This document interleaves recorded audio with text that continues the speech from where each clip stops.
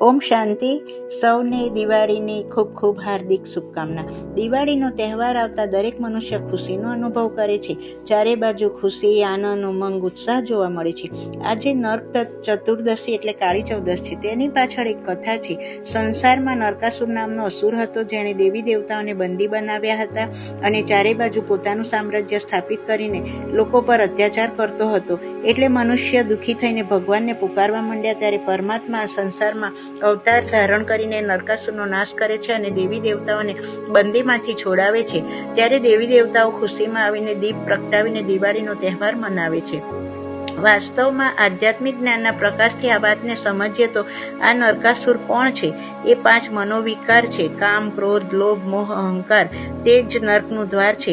એટલે ભગવદ્ ગીતામાં પણ ભગવાન અર્જુનને કહે છે કે કામ, ક્રોધ, લોભ, મોહ, અહંકાર એ નર્કના દ્વાર છે. એટલે તો આજે સંસારમાં નરકાસુરનું રાજ્ય દરેક મનુષ્યના જીવનમાં છે.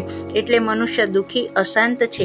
તો આજે આપણે પણ સંકલ્પ કરીએ કે આપણા જીવનમાંથી આ નરકાસુરનો નાશ કરીએ અને સુખ શાંતિનો અનુભવ કરીએ.